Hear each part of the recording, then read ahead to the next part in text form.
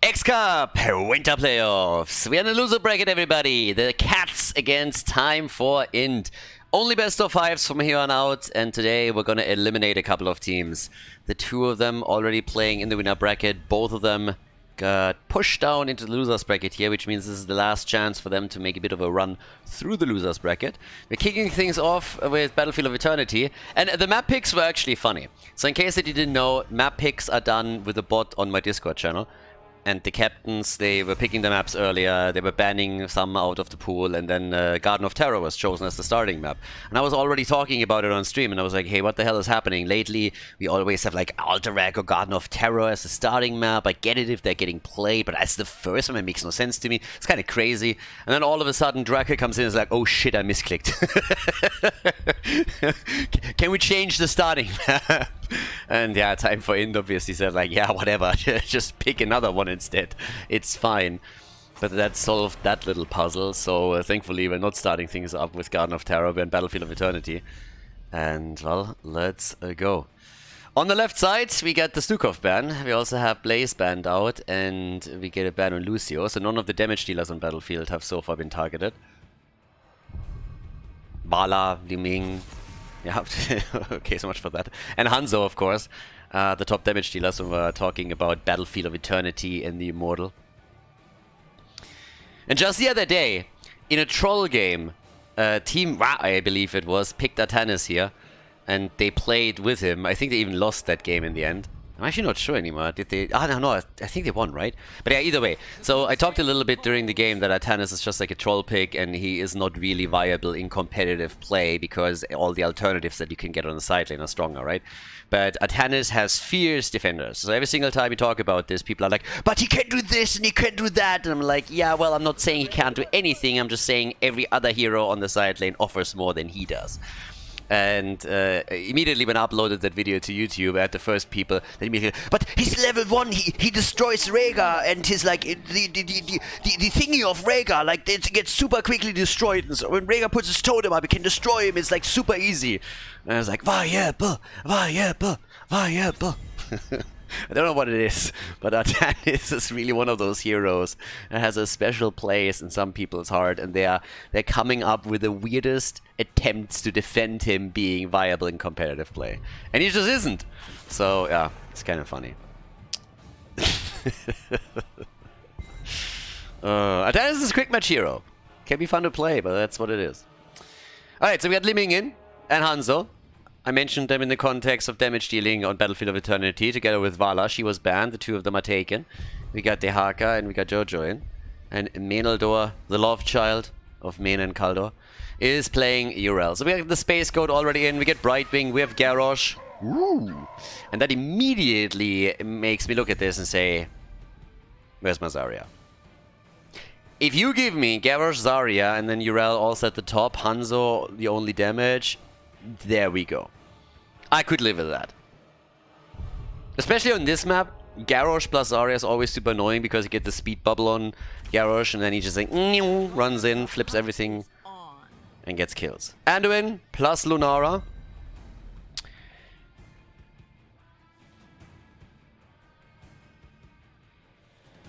You could use Lunara as a mount. Now that I think about it. Think about it for a second. If Lunara was a mount, Anduin could literally just like ride on Lunara. Huh. Maybe she was supposed to be a mount at some point, and then they decided to make a hero out of her.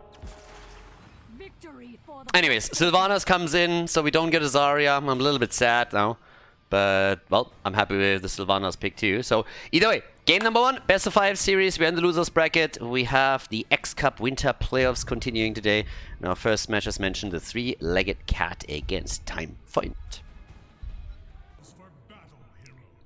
Game number 1. Let's go. We got our losers bracket match. And on the left side, it is Drakia on Sylvanas.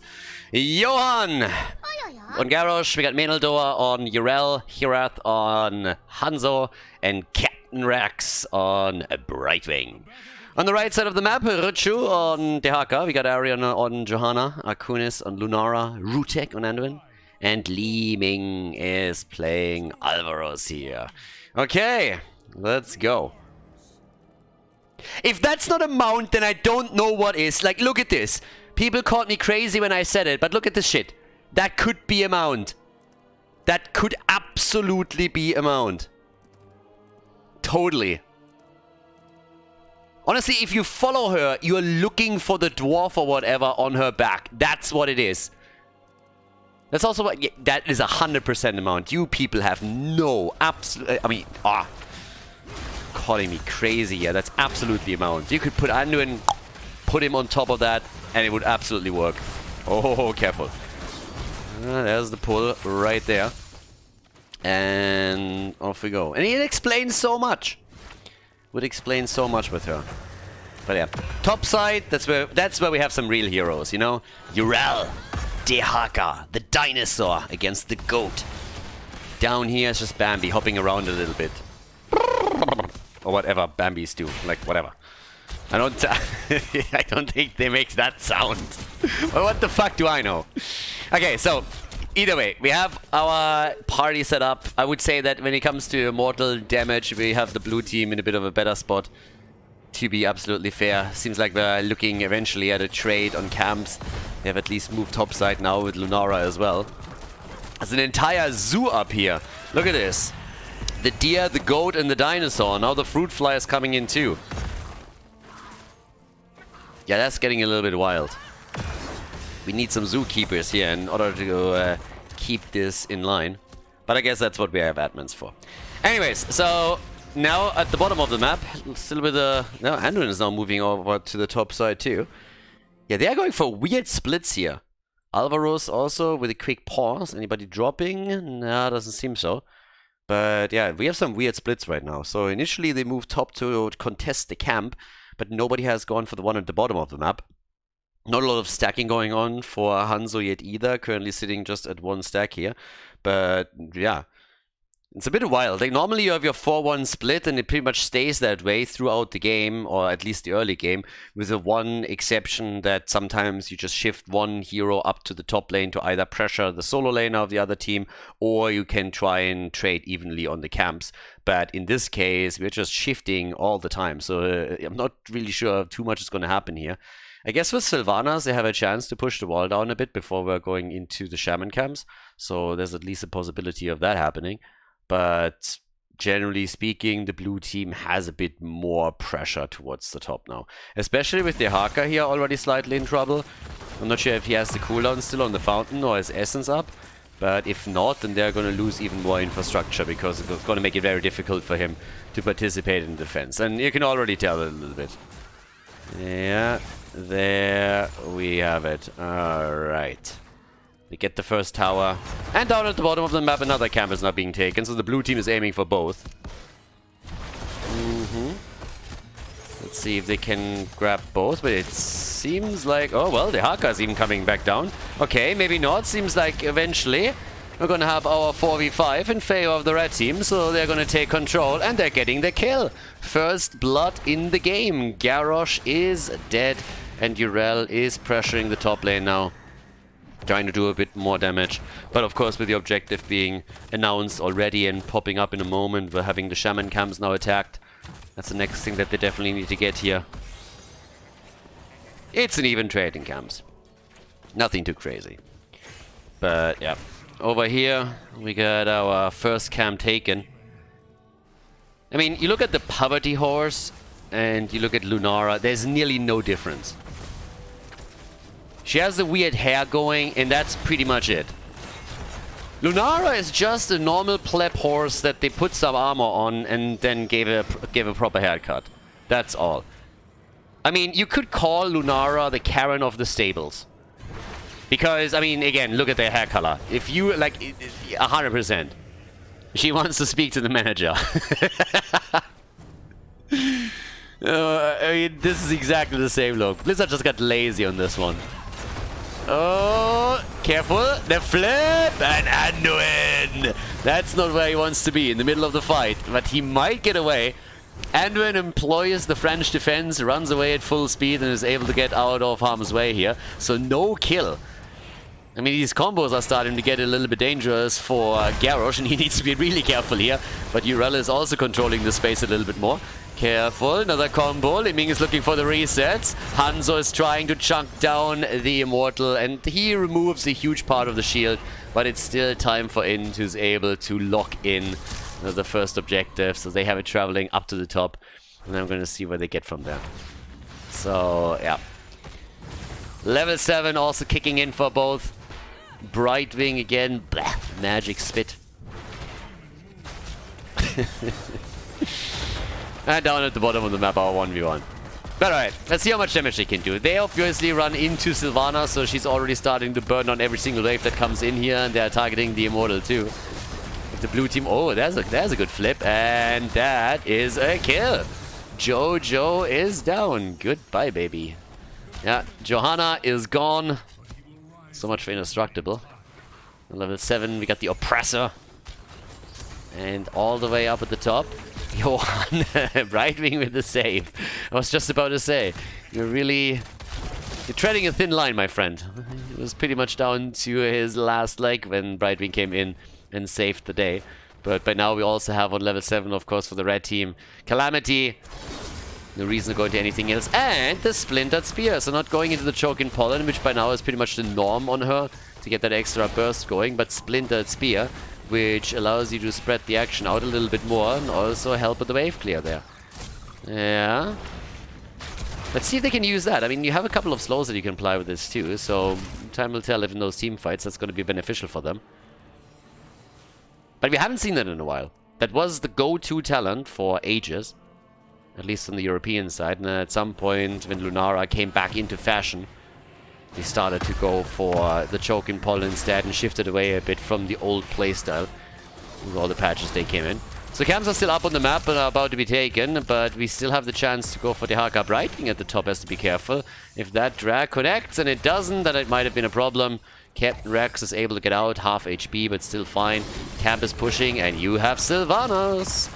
So that's where the party comes into play. How does Sylvanas do this, by the way? Does anybody know?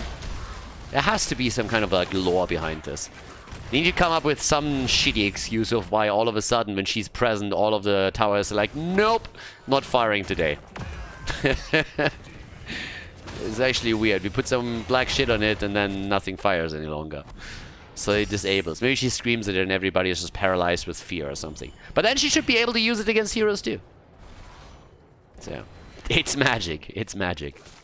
Standard excuse. Decimate is in on level 10 with level 10 abilities a bit faster for the blue team. They of course have a shot to go for the halftime show right away. We're gonna wait for those Hanzo arrows. Irath is gonna try and land a few stuns for us here. Make sure they do not send those arrows straight to an A. But there we get the light bomb. Irel is getting attacked as level 10 abilities are now available for time for Int. It might not necessarily be time for Int just yet, but it's definitely time for a team fight because we have heroics and oh boy, Garrosh, the save, light bomb, a triple hit, and Brightwing is dead. Oh, that was close too. Alvarez nearly got the kill, but look at that Immortal. That Immortal is way too low. Anybody that comes in and pokes a bit here is going to take this down. Yeah, and there it is. Hanzo, quick hit, and there we go. Menaldor with the money pick, the man knows how to ride in style. And this is a big Immortal. They need Sylvanas down here. Yeah, she can't be at the top. He needs to take his Chocobo or whatever that is and go straight down to the bot lane and make sure that they're breaking through this. Because without Sylvanas, that thing is going to lose the shield pretty quickly. But so far it's only one tower. And here comes Sylvanas. Alright, party time. Let's make sure that they're getting some damage in. Can they get the fort? Yes or no? They should be able to. Yeah, there's already first disable. Makes it a little bit harder. Sylvanas coming in again. There's Garrosh buying them even more space and time. And this is going to be fort number 1 in this game. So good lead for the three-legged cat. Finally showing their claws over here. And yep, Bambi is hopping away. Whoever gave Lunara a spear, by the way, is just irresponsible. Why would you do that?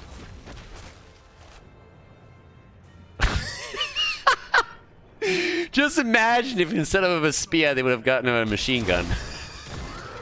Now we're talking. Can you imagine?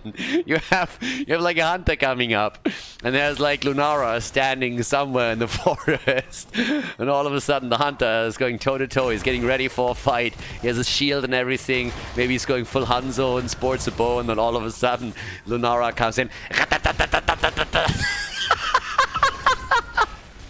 I mean, we're already talking magic, then why not go all out on it, right? Oh, that would be so much better. Think about that. Like, she comes in and steals Reyna's weapon. Oh boy, that would be funny. Oh, that would be so good.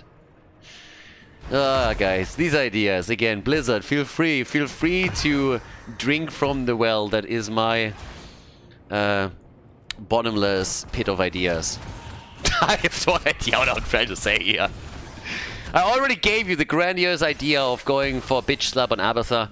You never took it, but yeah, you can really, you can use all of this. I'm not charging you. It's fine. It's fine, Blizzard. Let's make this game better.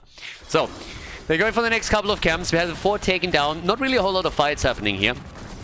But they're currently getting their level 13 talents, and that's true for both. I don't think we had a single fight over the Immortal where the teams didn't have the same talents. At level 10 they had a tiny advantage, but nothing crazy. So right now we're getting more into it. And of course these bad boys are going to start to hurt a little bit now that we crossed the 10-minute mark. Scaling, of course. But yep, with Hanzo and with Sylvanas we have a lot of pressure against the Immortals, and they're taking position immediately. Here comes the Haka though. Oh, that was unfortunate. Blessed shield missing, and the Haka also missing the Tong. Now he gets attacked first. But they are definitely losing some ground. Yeah, they are losing some ground for sure. So there's a lot of ults still in play, especially on the side of the blue team. They have pretty much all of them. Taking down the top camp real quickly, no problem. Saving the fort here. And at the bottom of the map, the Haka is doing the same thing.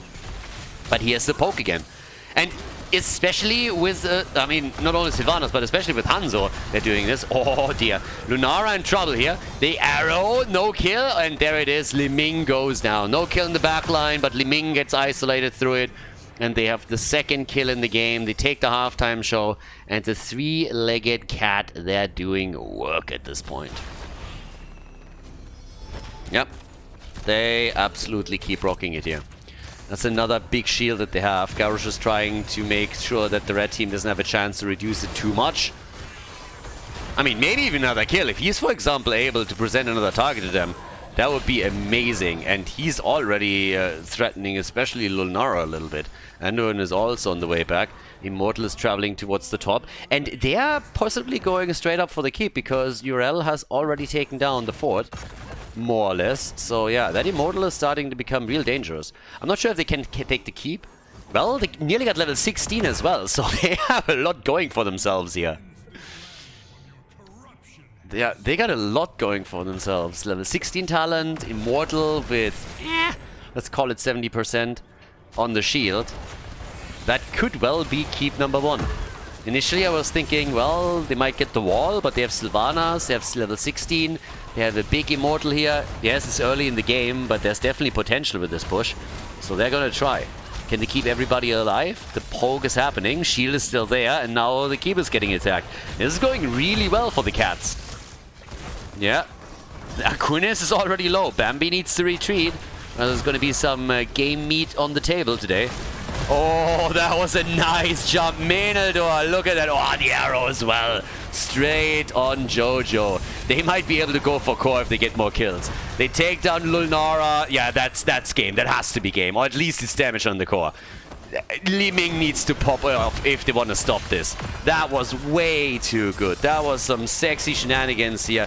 They take it at 13 minutes in easy kill, and the lead for the Cats in the best of 5 series here in the losers bracket of the X Cup Winter Playoffs. GG. Before we head into game number 2, make sure that you subscribe to the channel if you haven't done it yet, so you don't miss out on any future content here on Khaldor TV. Map number 2, Tomb of the Spider Queen. We already have the victory here for the 3-legged cat, so they're able to lock in the W. Map number 1. And I keep insisting on it. If you would have given Lunara a machine gun, that game would have been completely different. But no, she gets a shitty spear, and they lose the game. Obviously not going to mention here that Lunara actually had top damage in the game, but those are details, that doesn't really matter. Fake damage and so on and so forth. But now that we're on Tomb, things are going to be a little bit different. So the first thing is we have a Maiev ban. We get Garrosh banned as well, so apparently they didn't like it that he was starting to throw people around there. And Junkrat gets banned as well. So okay, so we have, for now, Jojo is still up, Blaze is still up. We have also some of your... Blaze already getting picked. Some of your standard supports, but we could get an early Johanna pick, for example, now for them, if they want to have the extra wave clear here. And, yeah. Maybe even something a little... I'm currently double-checking on the players a bit, too. Depending on who's playing, you could play a Tracer on this one as well. Obviously, Carrigan is played by a few teams here too when they want to go in full on the CC train, but I don't think we're going to see her in this one.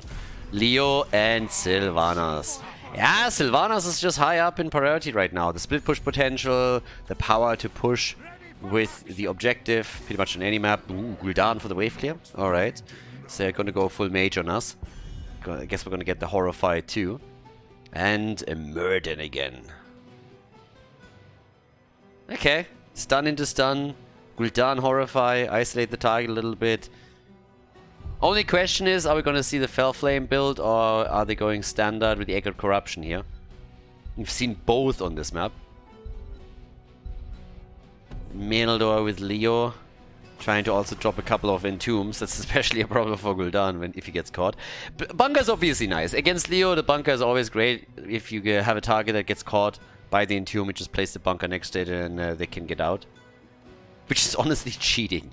I mean, that is one of those things that I never really understood. And I'm always looking at it and I'm thinking, was that intentional?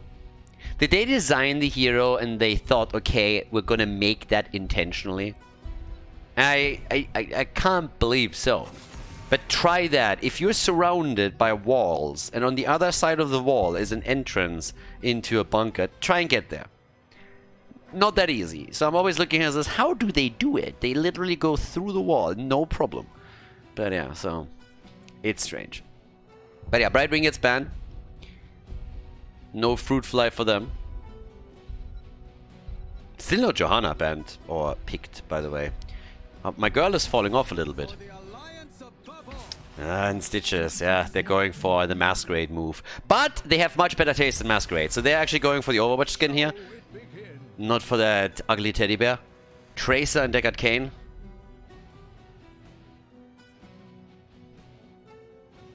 I'm currently looking at, I mean, Anduin, if you go for a hook and a light bomb, it seems like a weird combo.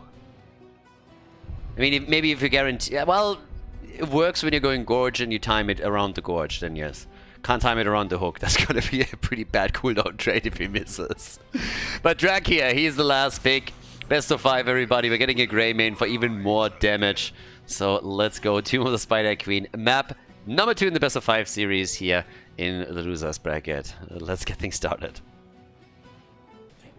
Second map of the series. The cats are in the lead. And Drak here plays a dog. Or wolf. Greymane, played by him. Captain Rex on Anduin. Khaldor on Leoric. We got Irath on Sylvanas. And Johan on Stitches. The right side of the map. Rachu with Muradin. Akunis on Blaze. The boys with the stun. We got Rutek on Deckard Cain. Alvaros with the Echoed Corruption on level 1 playing Gul'dan. And Arion is rocking Tracer. It's time for the hooks, baby. Time for the hooks. And again, the patchwork creation. I am so sad that this is currently the strongest talent on his level 1. I just want to see hungry for more. It's so fun when you have that little mini game and then at some point there's a Stitches running around that has like 12, 13, 14,000 hit points. It's just spectacular. But we don't get that because patchwork creation is pretty damn good. So they go for that instead. That also was a lot of damage. So blue team immediately getting confronted with this. Ooh, look at this. We get a cocktail build. Hello. Perfect aim. Yeah. Got a little bit more popular recently, but honestly, in most of the games that we've seen within the tournaments, we still haven't gotten it. Now, the first 5 stacks for Gul'dan, so that's not bad either. He's riding on a giant rat. Okay. There's a joke there somewhere. This, by the way, is a skin, okay? I'm not saying it's the best Stitcher skin, but we've been making a lot of fun, justifiably so, about the teddy bear skin for Stitches, which is, of course, as everybody knows, just shit. People say garbage, ugly, embarrassing, not good, sad. But yeah, so this is actually a skin, okay? So it's not my favorite on him, but it's at least a skin. It's at least something, alright? So yeah, there's also a little bit of action happening down at the bottom of the map as the teams are trying to go for the siege giants again. And well, Stitches is immediately getting stunned. But they're pushing Arkunis out. He's in trouble. He's on the wrong side of this fight. Nice catch, by the way, by Deckard Cain.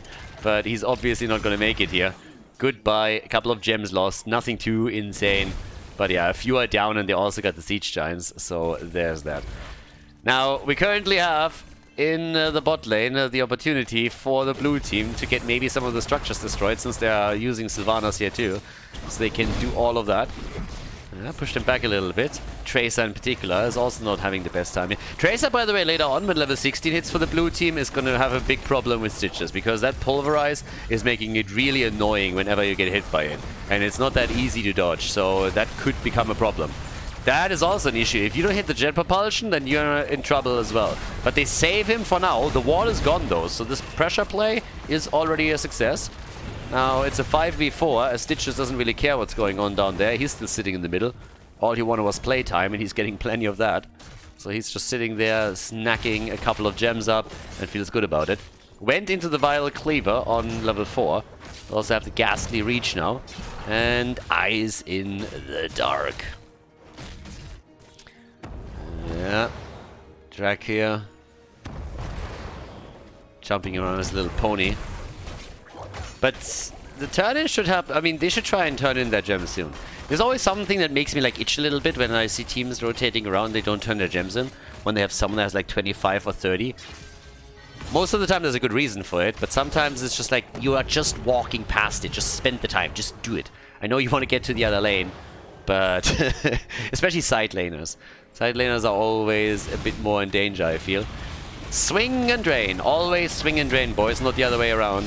Swing to slow them, and then it makes it much easier for you to connect the drain. That's exactly how Medalor plays it out here too. Connects it with the dwarf, gets a bit of extra damage in, rides in style with the money pick, and focuses back on the one-on-one here at the bottom of the map. 11 stacks also for Gul'dan, so at least he is solidly starting to stack all of this. Gets a few more hits in over here. Deckard Cain. We had some insane Deckard Cain plays, especially on Dame number 1.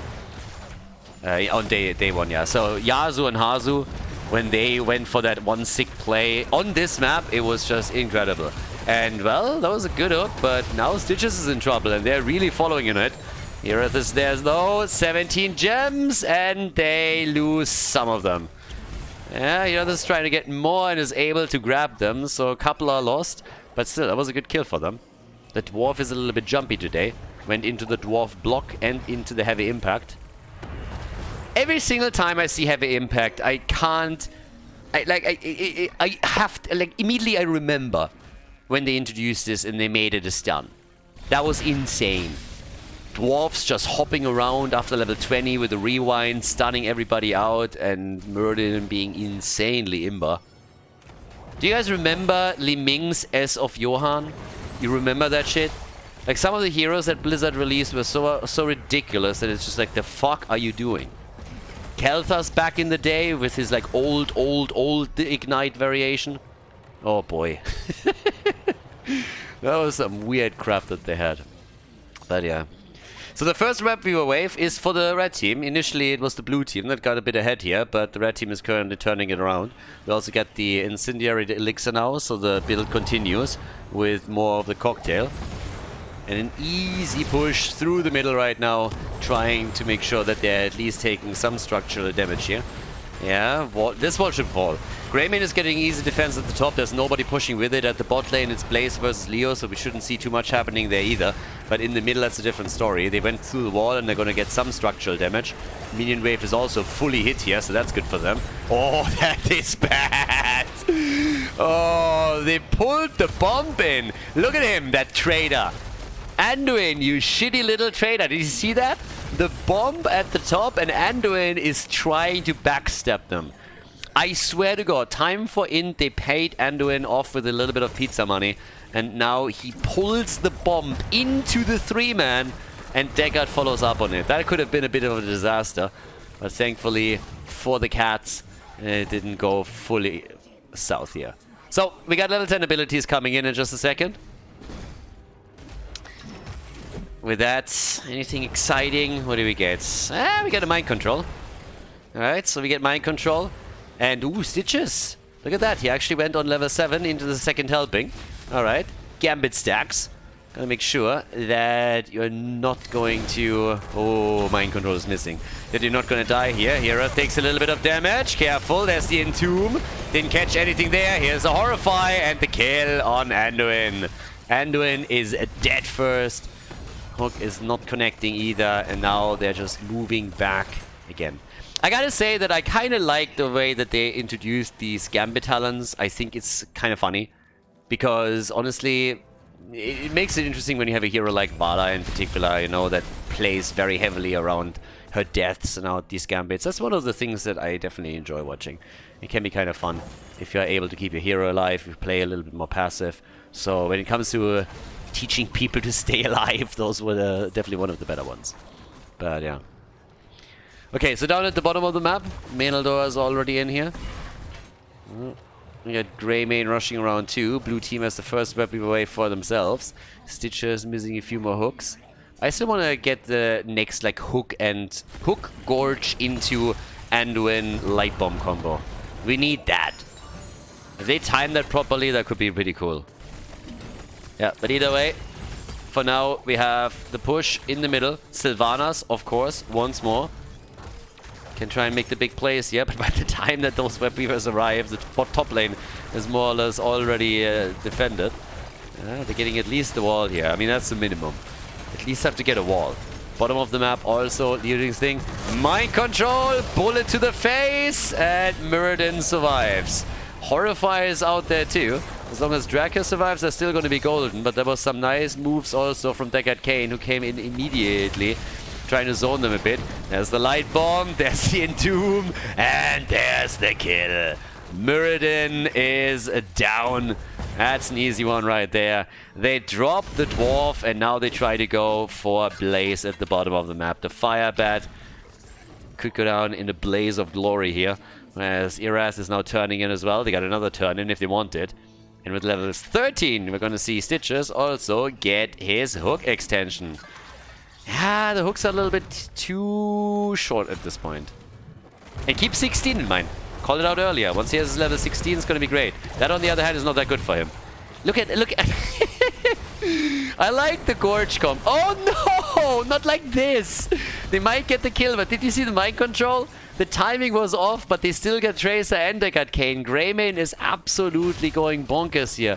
Going for the throat, ripping them apart, dropping the bullet on them. The web weavers are moving in just as they're down to 3 heroes, so the defense is nearly impossible.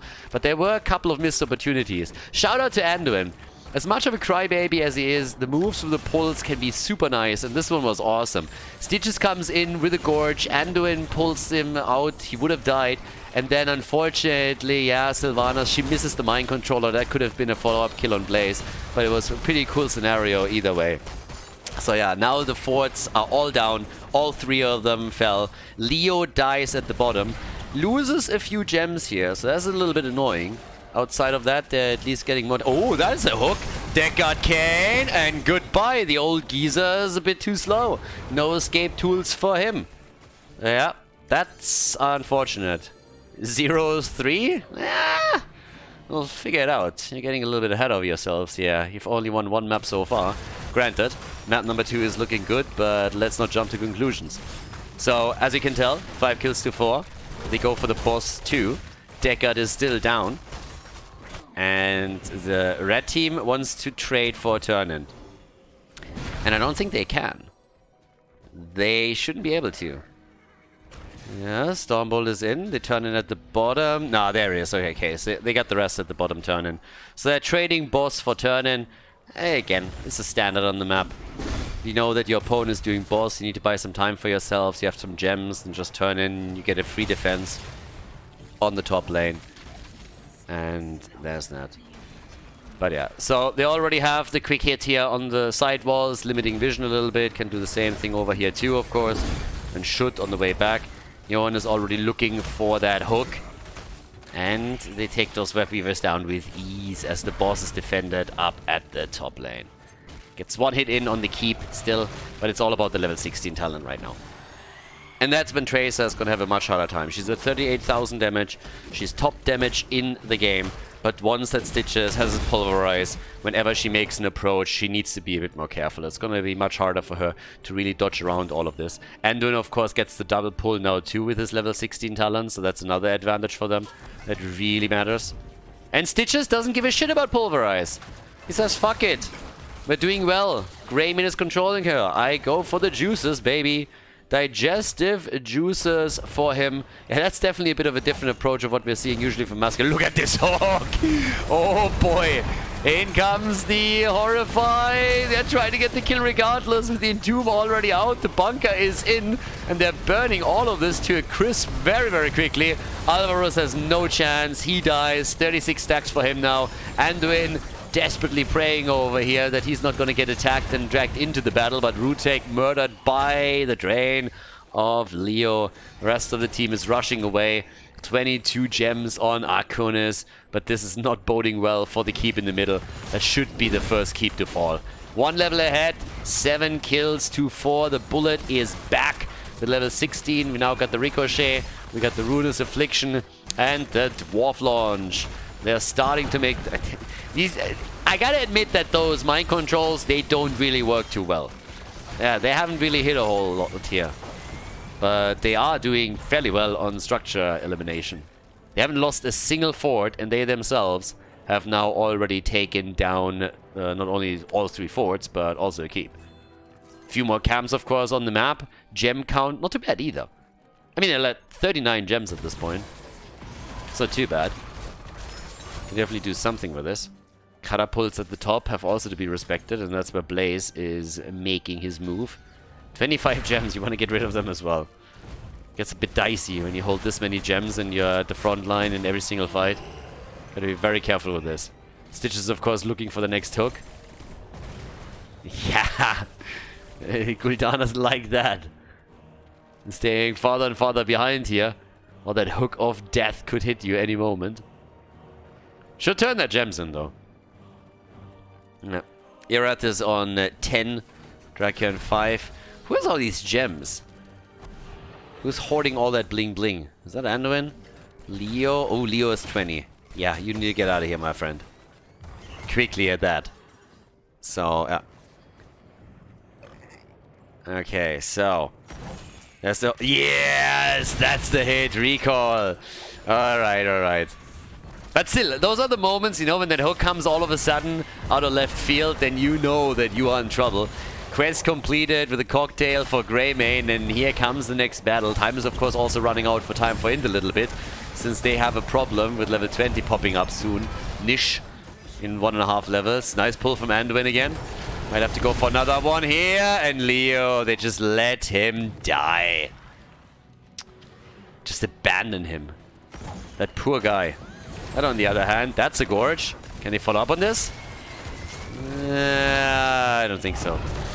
Would have been a bit too cool if they could have somehow locked Tracer down and taken her, but no. It's one more stack that's missing for Gul'dan also to get his quest completed. The hooks are really landing, but Leo isn't back yet, and they put themselves into a weird position here, but of course Anduin can always help them, time and time again. And let's see. Leo back in a second. Has the Entomb in 5. There's the hook. No gorge. Look at Stitches. They just can't kill him. They just cannot kill him at this point. Oh, Grave. Oh, nice Entomb. Just as he was attempting to dash out. But they can't get the kill. Instead, they are the ones in trouble. The double kill at the front line finally. Anduin is down. Greymane is dead. And Tracer is also on the move back out. Oh, they're all gonna die now. Sylvanas! She's dead first. Tracer is still alive, and Meneldoa with another drain against Alvaros. Could potentially get one. There's the Gorge. And they get Tracer. Yes, they do. 5-man team wipe. I gotta admit, I still think that Pulverize would have been a way better choice here. Not only against Tracer, against her in particular, but just generally in these team fights. So many close quarter battles that we've seen now. Imagine a Pulverize in those situations. But level 20 is now available, and that gives us the Gilnean Roulette. Also a bit more pressure at the top. Stitches hasn't made a choice yet. Normally we're talking about Master Hooker, obviously. But it seems like he has something else in mind. Hasn't made a move yet on his 20. Are we gonna get the hungry hippo over here? Is he gonna go for the multi-gorge? That would be kind of funny too. The problem for them is they didn't really get a whole lot out of that fight. They had 2 surviving.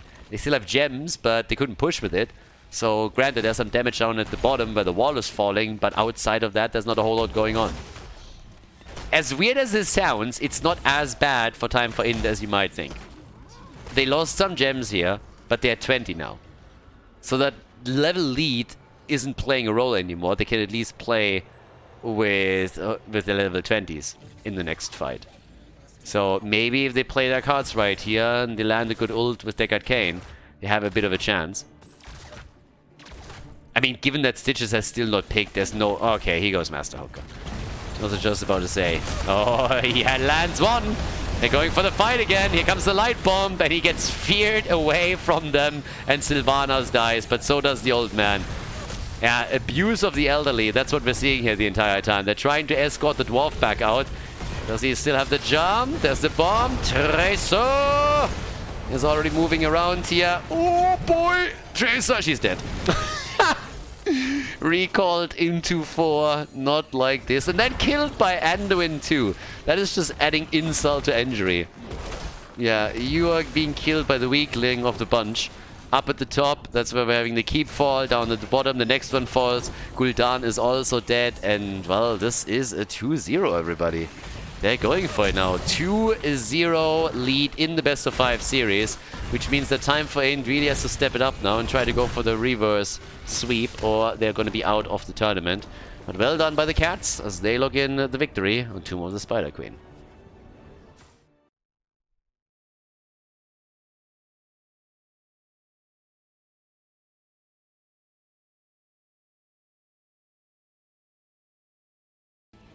Towers of Boom! The Cats against Time for Ind. A 2-0 lead for the Cats. They were from all of the... I mean, again, when we're looking at the European scene, you usually have this division between the top 4 teams and the bottom 4 teams when we're looking at top 8 distribution. And the Cats have really made a name for themselves in this season. In all of the qualifiers, they did very well. They actually got into the top 4, but one of the reasons was because they played in more or less all of the qualifiers, and a team like the Donuts, they didn't. But generally, they are strong. So, personally, I'm very, very curious to see how far they can go in the lower bracket now. They might be able to push a little bit further. They're still one of the newer teams. Obviously, some of the players have been playing Heroes of the Storm for a long time, and the names should ring a bell if you follow the European scene. But as a unit, they haven't been together for all that long, and this is the first season that they're really making an impact here, so there's that. But we got the Vikings banned out immediately on Towers of Doom. That's always sad. There's certain heroes that you shouldn't be allowed to ban. Abathar is one of them. The Vikings belong into that category. You shouldn't be allowed to ban something like Murky, for example. So, yeah. We see them rare enough that it makes no sense to ban them. Always sad when it happens, because then I'm imagining what the game could be like if the hero would have been picked. But we got the Haka out of the picture too. Stukov is banned. And here's the Lucio ban. Empowers the rotations just too much. Leaves Blaze open. So for the side lane, we're talking Blaze, Leo. Birdie is up. Not as a first pick, but still as a potential one. And in comes a Junkrat. Doesn't it feel a little bit lazy to you, by the way, that when we're talking about new skins, we don't get really, like, big new sound packs for them? Especially with Junkrat, like, he has the Mafioso skin on this one, and I just feel that we need a completely different voice for that particular Junkrat variation. Sad. It's actually a little bit sad. But anyways, we got Blaze, we got Brightwing. So you have some global at least. And with Blaze already taken, what does that leave us on the side lane? You have Leo, you got Ural. Those are probably your 2 top picks. And then there's a few that you see thrown into the mix every now and then. But yeah. But either way, frontline is also going to be a question. What is Johan going to play this time? There's Leo and there's Anduin. I don't know what's happening today. A lot of crybaby picks. A lot of crybaby picks, like over and over and over again. Even before Sylvanas today. I mean, you know that that's just wrong. So, yeah. Heroes like Anduin just make me suspicious. The hair is too perfect, you know? I mean, that doesn't fly. Like that guy, you look at that guy and you know he spends at least an hour, maybe 2 in front of the mirror every single day. Like, he's boy band material. That's that. If there was a boy band in Heroes of the Storm outside of the Quark Street Boys, then he would definitely be part of it. 100%. Nubarak on the other side. Stitches gets banned. It's actually kind of funny that Stitches is now getting banned not only against Masquerade but also in this series. Zeratul is banned and they are the ones going for Greymane. Seems like the big bad wolf lately is gaining in popularity again. So now is an actual hero that they are fighting for. If they want to go into a bullet play with Anubarak engaging, I could have also totally seen them trying to play with, I mean, maybe even Malfurion. And A likes Malfurion lately, so... And there's Mirrodin, and there's Falstad. The bird. Again, surprised that he's getting picked this late. Not surprised at all that he's getting picked. Called that already earlier. If you want to have a global and towers, there's only so many options that you have, right? Last pick, and then we're heading into game number 3. We're going to find out if Time for In can win 1 map, or if the Cats are going to take this in stride with the 3-0. So, let's go. Sylvanas! There she is. Okay, Towers of Doom, everybody. Let's get going. 2-0 lead for the 3-legged cat. Could be the last map of our series here in the losers bracket. Prepare yourself for battle. Game number 3. How many games are we going to get here? Is this the final map? Or is Time for In stepping it up? We got Drak here on Junkrat. Captain Rax on Anduin. Menildor is playing Leo. And we got Mirrodin played by Johan. With Erath on Falstad. Okay, so on the other side of the map, we got the right team, the red team now. Right side, red team. Yeah, Nubarak played together with Blaze. So stun into stun. Greymane with the potential bullet. With burst damage either way. Played by Akunis. Rutek on Brightwing and Alvarez on Sylvanas. And if you, after all of those stuns, also get, let's say, a Wailing Arrow in and drop the Silence, then you have a really nice one there too. That you can easily drop. So yeah, there's that. The timer on level 1 for the Junkrat. And yeah, not the best bird skin, but yeah. The one thing that we can all agree on, I think. I mean, honestly, if somebody does not agree on at least that point, then I'm just gonna call you crazy. I mean, at that point, you've just lost me. Falstad has the best dance, by far. If you literally just sit there and you throw that dwarf or whatever that is on your back up and down, I mean, that is fantastic. The sound is amazing, the visuals are great, like, he has the best dance by far. Like, that is something that I'm happy that we can all agree on this. In these trying times, that is the one thing that just keeps us all together, that we at least know there's this one constant in the universe, and it is that Falstad's dance is just the best, by far. Now, cams are up, and Dracula is taking this. You know, with the timing, they could technically try to invade this. So, yeah. Are they gonna get that? Nope. No action yet just yet. They are trying. And they should be able to grab this one, yeah, because Nubarak, Blaze, they're all late. And, yeah, they are not getting their camp. So that's an early invade right there. Easy plays being made, and now you have, of course, at the bottom of the map, a bit of a situation. Sylvanas needs to try and stop this, but Junkrat is already annoying the hell out of them. Mirrodin is able to jump out. Light Bomb Mirrodin engage later on, that's going to be a thing. Oh, careful, Greymane. Greymane wants some chicken. The boy's hungry. But there's a lot of damage incoming. And they are getting those pumpkins connected. That's, by the way, a waste. Did those two pumpkins literally just run into a tower that had 10 hit points left? I mean, give me a break. Not really the smartest pumpkins over here. Some pumpkin brains for sure. Now, we got our level 4 already in. Under King is ready. First kill against Greymane, so he's down. And with that, we have for Leo as he's rotating. Kneel Peasants, of course. And down to the bottom of the map, there's already Herath doing his thing. Sylvanas on the snowflake. At least it's not the yellow one. And it's triple time. Okay, so... yeah, they need to step it up there a little bit. They had a rough time in the first two maps, but now is the time to really dig deep and try and win a map and start that reverse sweep, because if not, then you are out. And you end up 7th, 8th in the playoffs. That'll be a bit of a shame there for them. But yeah, so it's a normal trade at the top. Top left, top right. It's the battle at the bottom altar that's really mattering the most for both of the teams. So the exchange and shots is already there. Akunis is making his way out. Muradin, that's not the one that he aimed for, but he's taking it. So yes, Sylvanas nearly dead here. Falls, that has to retreat, and look at Anubarak. He's in trouble. Gets the W out and is able to escape. They're also saving Muradin again. And Leo, during all of this, has just simply taken the shots, and he's like, I don't care, boys. You can fight at the bot lane as much as you want. I'm going for the objective and back to the top lane. See ya, bud. See ya later. So yeah, immediately moved there and started to take that. So up we go. Leoric is starting to reclaim the experience at the top and pulls them ahead there. They got the early level 7 now. Yeah, heading straight from the frequent flyer into the secret weapon. On the other hand, we also have the drain momentum right now. And with that, the red team is already slightly behind. First of all, in experience. Second of all, they lost some additional points in the core. Nothing too impactful yet. Captain Rex, Anduin barely got out of being stunned here. Epic Ender was already a thing that would have been a hit. So the Beetle build continues with the Leeching Scarabs on level 7 for now. And we're also getting the suppressive fire right here. Okay.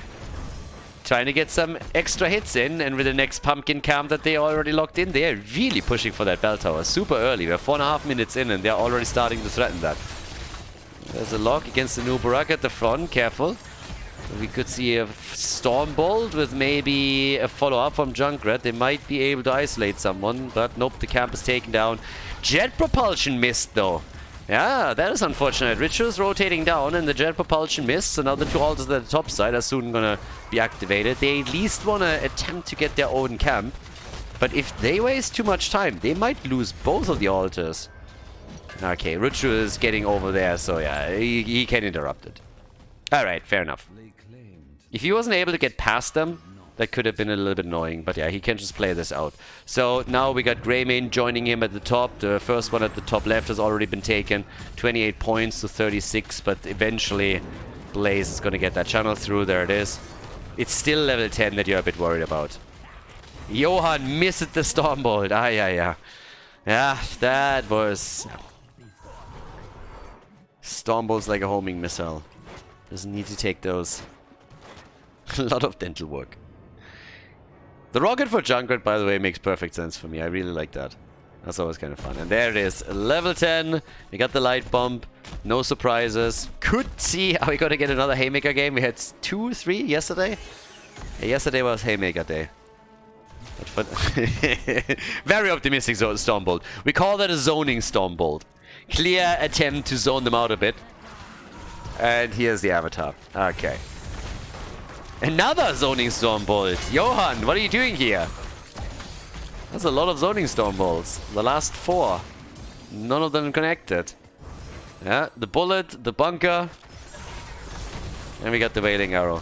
Come on, hit one for me. Come on, do it. Alright, we're going to follow him. I need that Stormbolt. Let's go, my friend. Come on. Come on. Where's my connect? Where's the hit? Johan, please, come on. You need to hit at least one, my friend. There's the jump. Get the cooldown back. Get that cooldown back. Got cocoons. The rest of the team is also still fighting. Where's that Stormbolt when you need it? Another one that missed. That's 6 in a row already. And Nubaruk is dead, and Johan, he's still looking for the Stormbolt. Gets the stun with a light bomb. They get another kill, so they dropped the Nubaruk. They dropped Greymane, but he's still... There it is! Woo! That's my boy! Beautiful Stormbolt. That one was solid. Took him a while.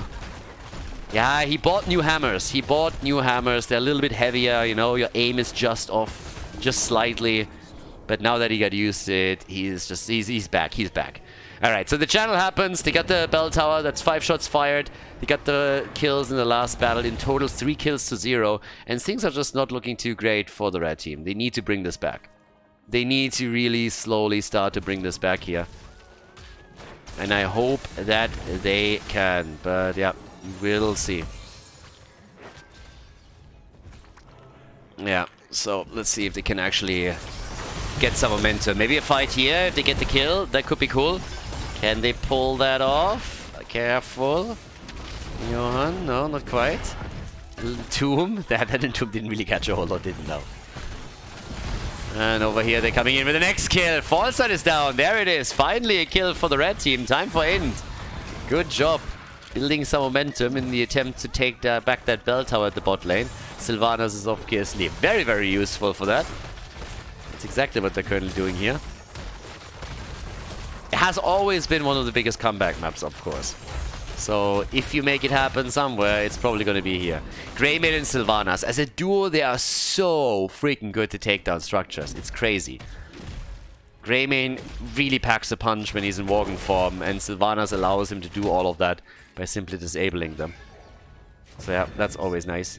We now got the Thunderstrike in over here and the Reverberation. So both of that. I never really understood why Reverberation was not the talent that clapped twice. I mean, if you hear that, wouldn't that make sense? Doesn't that just, like, from a naming perspective, make a whole lot more sense if Reverberation is the clap talent that initiates a second clap? So, I don't know what they did there. I think they just screwed it up. I think they wanted to call it that way, and then they had, like, some intern that messed things up a little bit, and it was an easy split. Like, that has to be what happened there. That is a nice channel. Because, I mean, nobody's dealing with Greymane. Can he get in time? Yes. Okay, there's the interrupt. So they got the first shots. But no, Johan. Johan is down. He's having a tough time. That allows the red team to get the shots fired. So now it's 28 to 19. Yeah. Has a little bit of trouble with the Stormbolts. Died a few times. Wailing Arrow doesn't connect, by the way, with the birdie. Heroth is going to try and fly away, I suppose. Does he have a fly? Alright, there we go. Yeah. Easy out. No problem for him. Was even waiting it out a little bit more. Meldor is also coming in. He has his Entomb. Can he catch someone here? Reptile. And at least the minion wave now. Just zones them out and Arcunis is taking the hit. So yeah, there's that. But let's take a quick look also at the damage numbers. We have 26,000 for Sylvanas. We got 26,000 for Junkrat. Greymane died twice so far in this game. Only 5 deaths, by the way. Only 5. And both at level 15 now. Back to 4 to 4. But still a slight advantage for the blue team thanks to the core points. But again, this is the map where comeback is always possible. Just the other day we had one. What was it? 23 points to 1. And they actually turned it around. Yeah, some crazy games. But the battle continues at the bottom of the map, so here we go. Top damage in the game is currently Junkrat. Fawcett isn't looking too bad either with the 25k that he brings to the table. More than Greymane, I might add. And up to the top, there's the triple altar phase. This is one of the closer ones. Ooh. Also, Mithril Mace, and we got the Afterburner. Okay. That's a Stormbolt. Look at this. Look at this. That was a Stormbolt right there. Now, the Cocoon is out immediately by Arion. That was an important one. And a good gust, too, to save the day here for them. The exchange at the top left, top right is happening. And here comes Epic Enter. Yeah, level 16 for Nubaruk. Epic Enter. He can now epically enter the opponent's backline for a big stun and then allow them to center the attention around it. Oh, Sylvanas! Yeah, with the afterburner, he has quite a bit of momentum there. And Nuburak is killed first at the bottom fight, though, as Murden came in for the kill. Another Stormbolt connect would also be nice, but he gets once more polymorphed. They go for Greymane, and he's down 2 with that double kill. Not only do they get the shots, 11 to 24, but they also get another opportunity to take back that bell tower. Easy move for the bell tower on the right side of the map. Take that quickly and see what it gets you. Can they claim a little bit more? Oh, no, nobody's going for the boss here. Can they maybe claim a little bit more momentum? Take the camp here, that would be the next step. Just take it one at a time. Red team, they're looking at the map now. Okay, guys, what can we do? They at least take it up top side.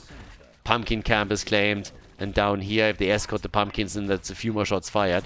Boss is, of course, still up, but nobody really hasn't made a play for it just yet. Leo just checked it, so they know what's going on there. But, yeah, he's already defending. And down here, Falset has his Gust back, so there's a couple of plays that they can try and make in order to escort those pumpkins in. If they really want to use those cooldowns, they could. Yeah. Meridian soaking some of the damage up, but it seems like they're ready for it, yeah. I don't think that anything's happening there. Oh, Greymane! Greymane with a full-on Sudoku move! He jumps in, mostly Junkrat's play, of course, but still. Greymane down, he's a man of action, and he went deep on this one.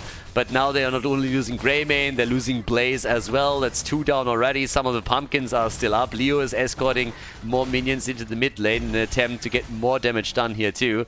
Sylvanas is meeting him halfway, but this is just getting more and more dangerous for Time for In. They're falling behind the experience. It's a 1.5 level lead now.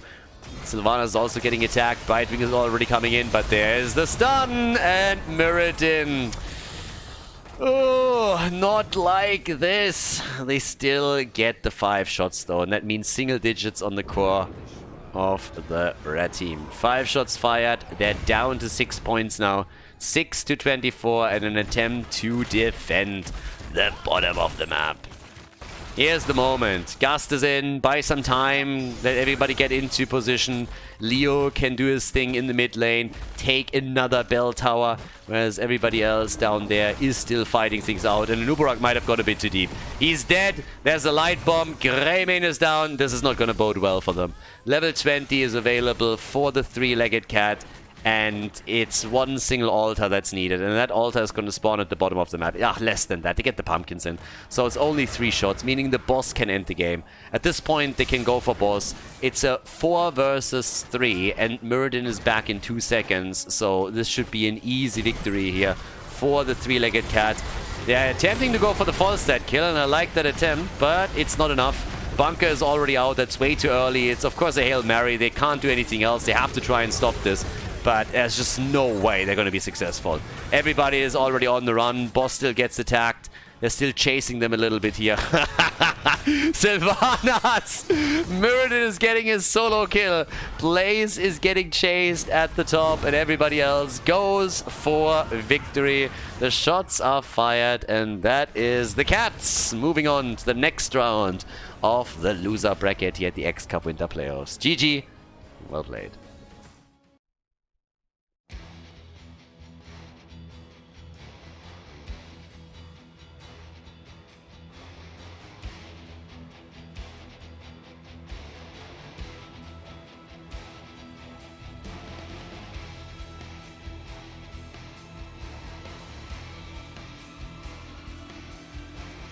Thank you everybody for watching the video today. I hope that you enjoyed the show and the commentary. And keep in mind that the spoiler protection that is going to run for the rest of the video is made possible by all the support on patreon.com. So guys, if you want to support my work, if you want to help me start new projects and keep the spoiler protection in place, please consider heading over to patreon.com/Khaldor. There's also a link in the YouTube description, and check that out.